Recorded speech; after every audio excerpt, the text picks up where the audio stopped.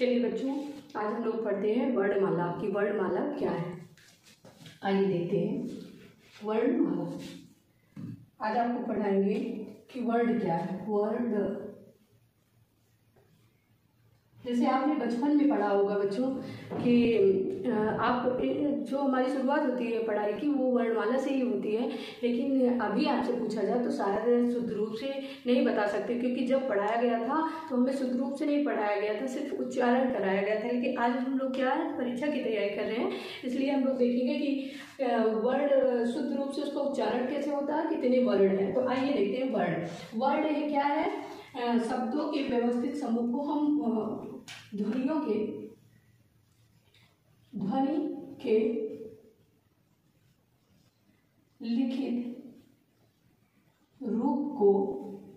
के लिखित रूप को हम वर्ण कहते हैं। वर्ण कहते हैं। वर्ड क्या है? ध्वनि के लिखित रूप को हम वर्ण कहते हैं। कहने का मतलब जो हम लोग जन्म लेते हैं तो हमें ध्वनि मिली होती है, वर्ण नहीं मिला होता। ध्वनि एक ईश्वर प्रदत्त है, मतलब प्रकृति से मिली हुई, ईश्वर से मिली हुई है। लेकिन जो हम लोग वर्ण है वो सीखते हैं कहाँ पे? यही आकर, मतलब अपने वातावरण से, अपने विद्यालय से। ध्वनियों को जब हम भाषा में परिवर्तित करते हैं या फिर ध्वनियों को हम लिखित रूप संकेतों में बदलते हैं तो उसे हम वर्ण कहते हैं। आइए हम देखते हैं। ध्वनि के लिखित रूप को हम वर्ण कहते हैं और वर्णों के व्यवस्थित समूह को वर्णों के व्यवस्थित समूह को वर्णमाला कहते हैं। दो प्रश्न। वर्णमाला किसे कहते हैं? वर्णों के व्यवस्थित समूह को वर्णमाला कहते हैं। वर्ण किसे कहते हैं? ध्वनि के लिखित रूप को हम वर्ण कहते हैं। अब आइए देखते हैं कि भाषा की, देखिए यहाँ वेरी इंपॉर्टेंट है, सभी परीक्षाओं में पूछा जाता है कि भाषा की सबसे छोटी इकाई, सबसे छोटी इकाई,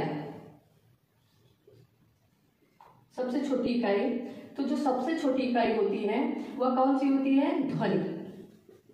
लेकिन यहीं पे पूछ लिया जाए कि भाषा की सबसे छोटी लिखित रूप से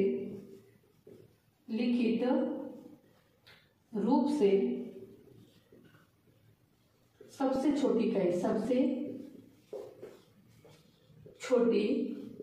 इकाई, तो सबसे छोटी इकाई जो होती है वह क्या है? वर्ण।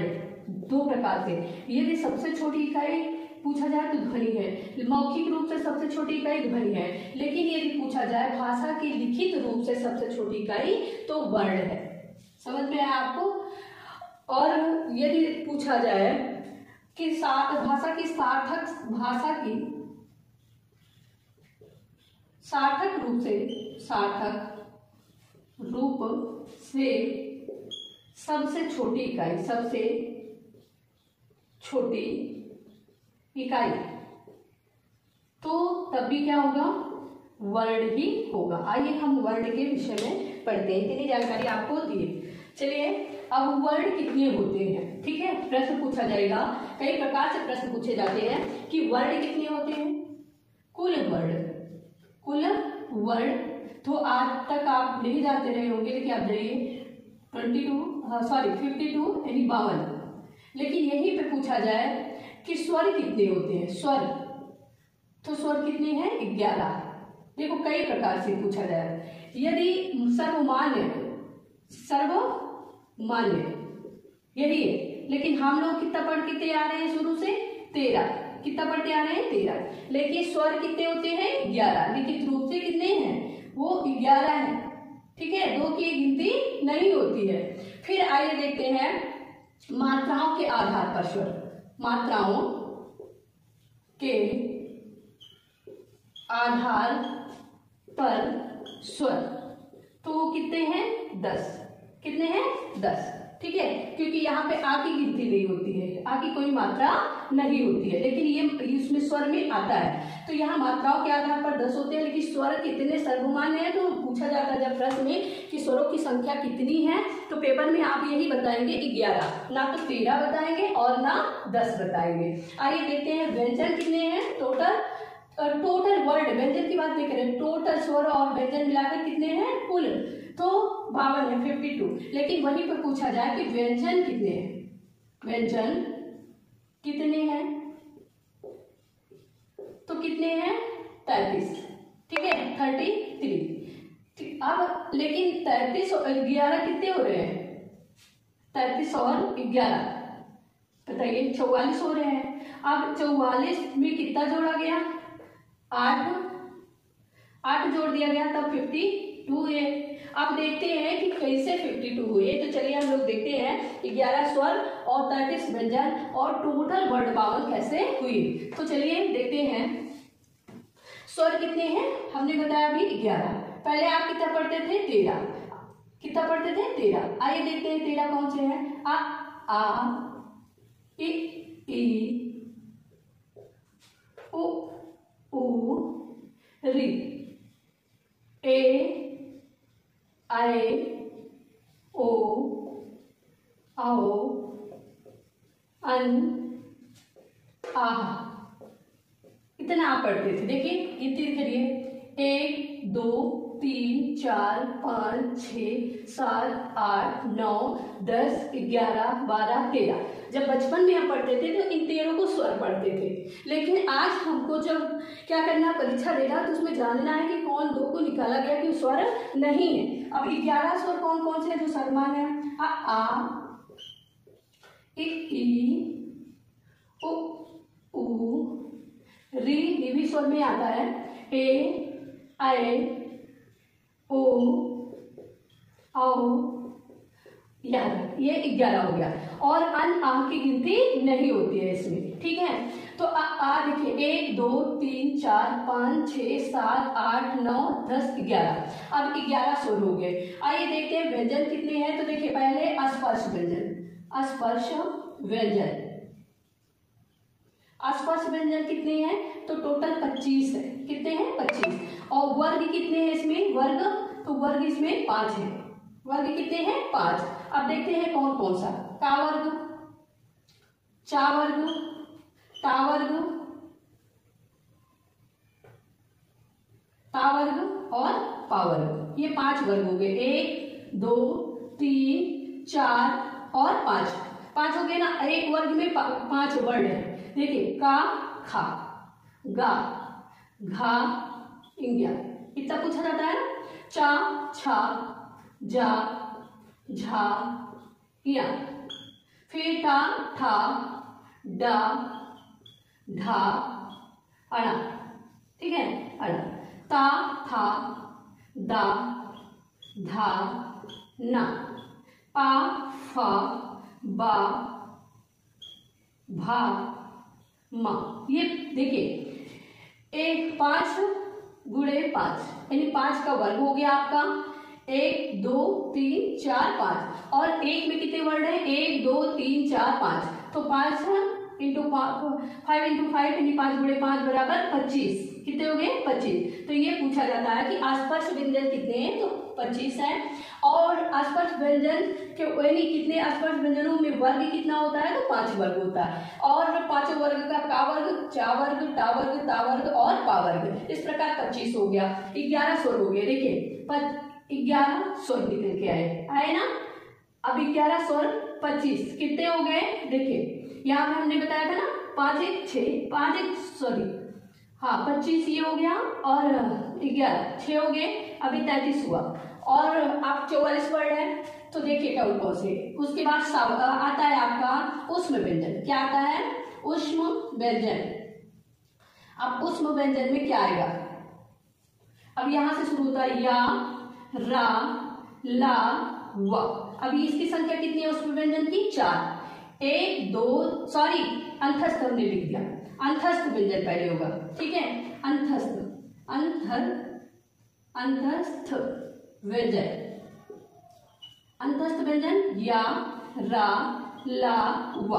अब ये 4 हो गए ना, 1 2 3 4। अब यहाँ 4 और काउंट कर लीजिए, प्लस 4 बराबर कितने हो गए? 40। 40 हो गए ना, 40 हो गए। चलिए तो अब देखिए 4 फिर जोड़ना है, इसमें कौन सा जोड़ेंगे? 44 हमने बताया था, 44 व्यंजन। अब आएगा उष्म व्यंजन, अभी बताया था ना उष्म व्यंजन। उष्म व्यंजन, अब उष्म व्यंजन में कौन सा आएगा? श, श, ख, आप खा बोलते हैं ना, ये कौन सा? ये आपका तालव्य श है, ये मूर्धन श है और ये दंती श है। श आप बचपन में ऐसे पढ़ते थे ना, सा खा शा हा, लेकिन ये श, श, सा, हा, ये 4 हो गए। अब इसमें 4 जोड़ लीजिए, प्लस 44, आपके 44 व्यंजन हो गए ना। लेकिन अब देखिए टोटल मतलब कि स्वर और व्यंजन मिलाकर क्लियर जो वर्ड है 44 हुए आपके। 11 स्वर बताया आपने, 33 व्यंजन बताए। अब 33 देखिए 25 आपने देखा, 25 4 39 और 4 33, यानी 33 व्यंजन बताया था। अब इसमें क्या जोड़ना है कि ये हो जाए कितना? 52। तो आइए देखिए, अब 44 हुआ, 8 जोड़ना है इसमें ना। अब ये हो गया संयुक्त व्यंजन, संयुक्त व्यंजन। संयुक्त व्यंजन कितने हैं? टोटल 4। कितने हैं? 4। अब कौन कौन से हैं? देखिए छ, त्र, ज्ञ, 4 हो गए ना, छात्र, ज्ञ, और एक और जुटा है स्रा, छात्र, ज्ञ। स्रा से श्रमिक आप पढ़ते थे ना बचपन में, तो ये 4 संयुक्त वर्ड हो गए। अब 4 यहाँ और जोड़ लीजिए, प्लस 4, ठीक है। कितने हो गए? 48 हो गए। 48 हो गए ना। अब कितने जोड़ने की जरूरत है? अभी 4। अब इसमें 2 चीज आपने जो छोड़ा है यहाँ पे, ये कौन सा छोड़ा है? ये अंतस्थ व्यंजन, या सॉरी ये अयोग्य वा, क्या इसको बोलते हैं? अयोग्य वा, यही लिख देते हैं, अयोग्य वा, अयोग्य वा इसको बोलते हैं। अब ये अयोग्य वा कितने हैं? तो 2 है। कौन से? अन, आ, जो उधर छोड़े थे, इनकी गिनती ना स्वर में होती है, जो स्वर में हम लोग बचपन में पढ़ते थे, तो ये ना स्वर में आते हैं ना व्यंजन में। ये स्वर और व्यंजन जैसे जरूरत होती है उनके साथ जुड़ जाते हैं। जैसे हमने कहा प्रातः, अब देखिए प्रातः लिखना है तो उसके साथ जुड़ गए व्यंजन के साथ, ठीक है। और ऐसे जुड़ जाता है प्रातः, जैसे अंगूर, अंगूर ऐसे जुड़ गए, जहां स्वर की आवश्यकता है, व्यंजन स्वर या व्यंजन में जैसे आवश्यकता होती है उसी के साथ जुड़ जाते हैं, इसलिए इसको क्या बोलते हैं? अयोग्य वा। तो 2 जुड़ गए, इसमें कितना हो गए? 50। अब देखिए आप इस तरह नहीं पढ़े होंगे बचपन में, ठीक है। अब कितने हो गए? 50 हो गए। अब कितने जोड़ने हैं इसमें? 2। अब 2 कौन से हैं? देखिए भैया, इसकी 2 जातियां होती है, एक इंडिया की और एक ढा की। तो एक शब्द होता है, इसको कहते हैं द्वि गुण, द्वि गुण। अब द्वि गुण जो होता है ये 2 है, एक ढा और एक इंडिया, एक ढा, इसको द्वि गुण बोलते हैं। देखिए इंडिया में यहाँ बिंदी लगाते थे, लेकिन यहाँ कहाँ लगा रहे हैं? यहाँ नीचे लगा रहे हैं। जैसे कहते हैं उड़ीसा, उड़ीसा कहते हैं ना, तो नीचे लग गया, ये तो गुड़ आ गया। जैसे कहते हैं प्रतापगढ़, प्रतापगढ़, अब गढ़ में ये नीचे लग गया, तो इसको द्विगुण बोलते हैं। अब इनको जोड़ में कितनी है? इनकी संख्या 2 है। अब 2 जोड़ दिए, टोटल कितने हो गए? 52। कितने हो गए बच्चा? तो ये 52 हो गए, 52 हो गए। आ गई ना आपकी संख्या। इस तरह शायद आपने बचपन में नहीं पढ़ा होगा, तो स्क्रीनशॉट ले लीजिएगा और इसको जरूर तैयार करिएगा। ये परीक्षा में वेरी इंपॉर्टेंट है, कहीं ना कहीं से, चाहे यूपीपी की परीक्षा हो, चाहे आरओ की हो, चाहे एलटी हो, कोई भी परीक्षा यदि भाषा से संबंधित है हिंदी से, तो प्रश्न आना ही आना है। कभी इससे उठा के पूछ लेंगे कि अयोग्य वा, यानी दे देंगे कौन सा वर्ड है, अयोग्य वा है, अनाह, अन पूछ लेते हैं, अनाह किस में आते हैं? स्वर में आते हैं, व्यंजन में आते हैं, या अयोग्य वा है। तो ये आप जानते रहिए, ये अनाह अयोग्य वा है ना, स्वर में आते हैं ना व्यंजन। इनको वेरी इंपॉर्टेंट है, जानते रहिए। कभी कभी आपको कंफ्यूज करने के लिए दोनों शब्द दे देते हैं, एक इंडिया दे देते हैं, एक द्विगुण वाला ढा दे देते हैं। तो इंडिया में यहाँ बिंदी लगी रहती है, ये यहाँ ये टाइप में कई बार पूछा गया है, इस पे वेरी इंपॉर्टेंट है, ध्यान दीजिएगा। उसके बाद 25 आपके क्या हो गए? आसपास व्यंजन हो गए। 25 वर्ड होते हैं और वर्ग कितना होता है? 5। एक वर्ग में कितना होते हैं पूछे जाते हैं? तो 5 होते हैं, तो 50 25। अंतस्थ 11 लावा, इसको क्या बोलते हैं? अंतस्थ व्यंजन बोलते हैं। और उस व्यंजन शाखा साहा, फिर संयुक्त व्यंजन छात्र ज्ञान। आगे जो है हम इसके विषय में, एक एक वर्ड के विषय में जानने के लिए आप अगले वीडियो में देखिएगा। धन्यवाद।